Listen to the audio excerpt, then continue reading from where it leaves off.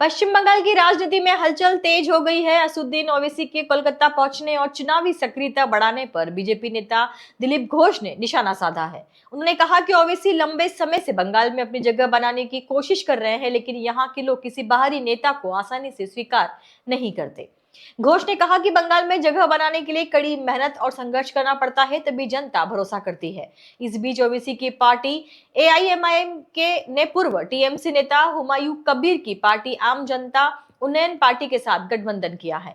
गठबंधन के बाद दोनों नेताओं ने संयुक्त प्रेस कॉन्फ्रेंस कर घोषणा की कि पूरे राज्य में 20 रैलियां करेंगे।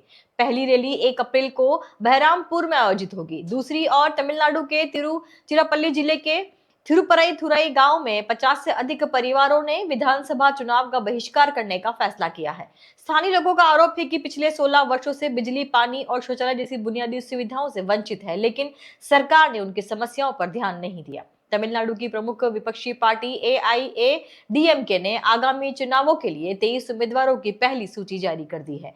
पार्टी प्रमुख ई पलानीस्वामी अपने गृह क्षेत्र सेलम की एडपडी सीट से चुनाव लड़ेंगे। पश्चिम बंगाल का जो 294 का सीट का जो चुनाव हो रहा है, वो चुनाव में मैं भाग लेंगे।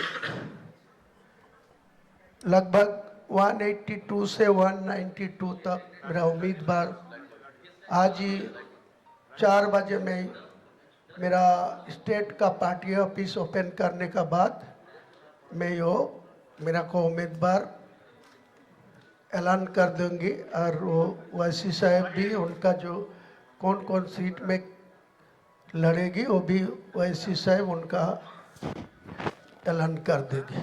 मेरा गठबंधन करके बड़ा भाई मान के उनको सजेस्ट मान के मैं चुनाव में उतरेगी। हमारी पार्टी है एआईएमआईएम वेस्ट बंगाल के इस असेंबली इलेक्शन में हम हमारे भाई जनाब हुमायूं कबीर साहब के साथ अलायंस में लड़ रहे हैं और हमारी पूरी कोशिश होगी कि अलायंस कामयाब हो। और साथ ही साथ ये भी मैं आपको बताना चाह रहा हूँ कि सीट्स कितने हम लड़ेंगे वो भी तय हो चुका है। 1, 2, 3 सीट है, उसके ऊपर बातचीत करके ख़त्म हो जाएगा, बड़ा मसला नहीं है। पूरी कोशिश यही है कि इस चुनाव में इस प्रदेश में मुस्लिम माइनॉरिटी की एक पॉलिटिकल लीडरशिप उभरे। पीएम के महामंत्री गए, हुमायूं कबीर के साथ बैठे, अलायंस की चर्चा हुई, लेकिन नहीं हुआ। अब प्रयास कर रहे हैं, होना चाहिए। वाईसी भी बहुत दिन से प्रयास करते बंगाल में घुसने के लिए, तो कोई अगर एक्सपेरिमेंट करता है तो जनता देखेगा उसको, कौन पसंद करेगा नहीं करेगा। क्या लग रहा है कि ये पार्टी सक्सेसफुल होगी?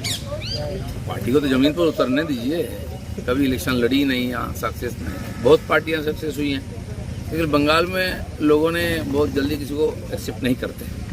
तो काम करना पड़ेगा, लड़ना पड़ेगा, तो बंगाल को एक्सेप्ट करेंगे। अधिकार है सबको लोकतंत्र में अपना चुनाव लड़ने का, पार्टी बनाने का, वो भी करके देखें। जो बीजेपी है कुछ वोट जो पड़ेंगे, क्या वो वोट काटेंगे? ये ओवैसी जो खड़ा होंगे यहाँ, बीजेपी वोट कहाँ काटेंगे? जहाँ सरकार होती है ना, उसका वोट काटने की डर रहती है। और जनरली ये दोनों पार्टियों का टारगेट मुस्लिम वोट ही रहता है, और सारा मुस्लिम वोट अभी ममता बनर्जी के साथ है। नुकसान होना तो उन्हीं को होगा, हमें इसकी चिंता नहीं है।